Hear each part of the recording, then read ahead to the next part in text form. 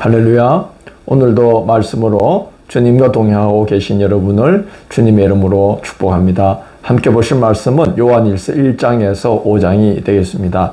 요한 사도는 기원 후 70년경 로마의 티투스 장군이 유대에서 일어난 소요를 진압하면서 유대전쟁이 발발하자 에베소로 이주하여 이후 약 30년 동안 에베소를 중심으로 활동하며 소아시아 지역의 교회들을 돌보았습니다. 그점 교회는 박해의 위협과 영리주의의 영향을 받은 거짓 교사들로 인한 신앙 왜곡 그리고 성도들의 삶의 타락을 직면하게 되었습니다. 특히 영지주의에 영향받은 이단들은 그리스도의 성육신을 부인하여 그리스도는 단지 몸을 가진 것처럼 보였거나 예수가 세례받을 때에 그리스도가 임하였다가 십자가 순환 전에 떠났다고 주장을 했습니다. 그리고 영지주의가 육은 약한 것, 악한 것이고 영은 선한 것, 또 초월적인 것이기 때문에 육이 행하는 것은 영에 아무런 영향을 줄 수 없다고 주장하므로 방종과 쾌락에 치우치게 만들었고 정반대로 악한 육을 가혹하게 다루어서 영이 육체의 감옥에서 해방되어야 한다고 가르침으로써 극단적인 금욕주의에 빠져들게도 했습니다.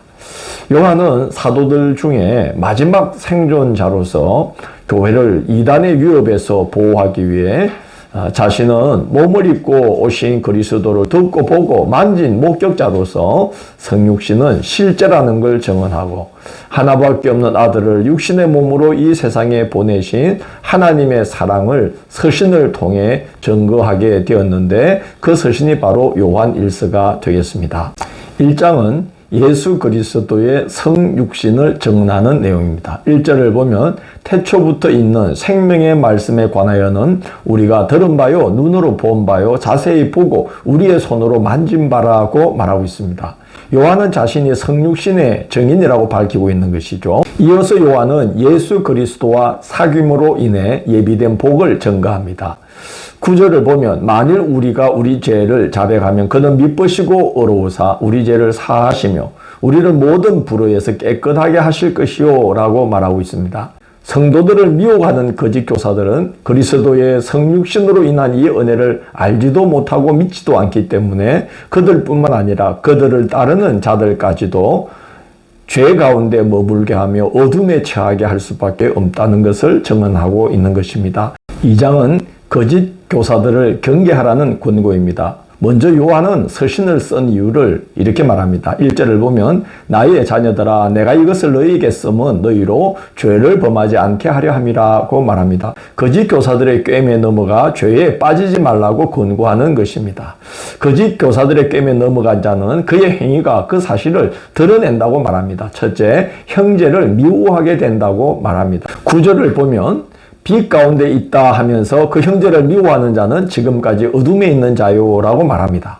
말로는 빛 가운데 거한다 하면서도 형제를 미워하는 자는 빛 대신 하나님 안에 거하지 않는 자요 어둠에 처한 자임을 스스로 나타내고 있다는 말입니다.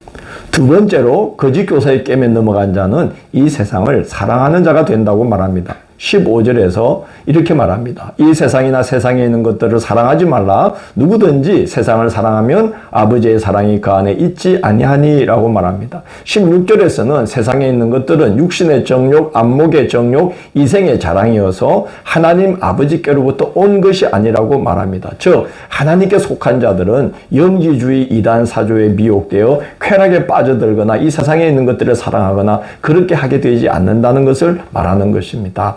요한은 이단을 가리켜서 적 그리스도라고 표현하면서 경계하라고 권고합니다. 그들은 진리를 따르지 않으므로 거짓을 말하고 예수께서 그리스도이심을 부인함으로 인하여 아버지와 아들을 동시에 부인하는 적 그리스도다라고 말하고 있습니다.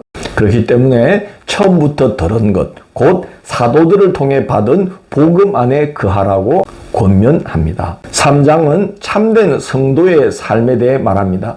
3절을 보면 주님 앞에 서게 될 날을 소망하는 자마다 그의 깨끗하심과 같이 자기를 깨끗하게 한다고 말합니다. 성도가 정결한 삶을 살게 되는 것은 예수께서 그리스도로 성육신 하심으로 우리 죄를 사해 주시고 그리고 우리 안에 하나님의 씨를 심어 주셨기 때문이라고 말합니다. 10절을 보면 요한은 이렇게 말을 합니다. 하나님의 자녀들과 마귀의 자녀들은 무엇으로 구별할 수 있느냐?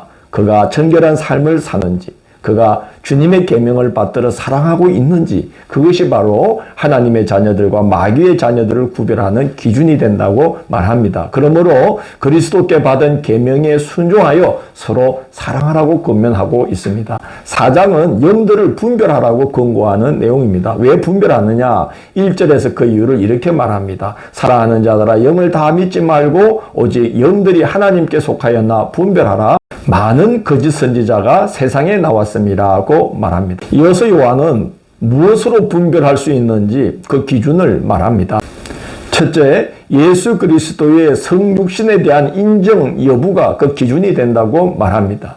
2절을 보면 예수 그리스도께서 육체로 오신 것을 시인하는 영마다 하나님께 속한 것이요 라고 말하고 있습니다. 둘째는 진정한 사랑을 실천하느냐 하는 것이 기준이 된다는 겁니다. 20절을 보면 누구든지 하나님을 사랑하노라 하고 그 형제를 미워하면 이는 거짓말을 하는 자니 보는 바 그 형제를 사랑하지 아니하는 자는 보지 못하는 바 하나님을 사랑할 수 없느니라고 말하고 있습니다. 사랑이 기준이 된다는 거죠. 하나님께서 자기 아들을 육신으로 세상에 보내시고 화목의 제물이 되게 하신 것에서 하나님의 참 사랑이 나타났고 성령은 그 사실을 우리로 하여금 깨닫게 한다는 것입니다. 그렇기 때문에 거짓 교사들과 그들에게 미혹된 자들은 하나님을 사랑한다고 입으로는 떠들어대지만 실제로는 미혹의 영에 이끌리는 자들에 불과하다라고 말하고 있습니다. 5장은 그리스도의 성육신을 믿는 자들에게 나타나는 증거가 무엇인지를 말합니다. 첫째, 세상을 이기는 능력이 나타난다고 말합니다. 4절에서는 무릇 하나님께로부터 난 자마다 세상을 이기느니라고 말하고 5절에서는 예수께서 하나님의 아들이심을 믿는 자가 아니면 세상을 이기는 자가 누구냐고 말합니다.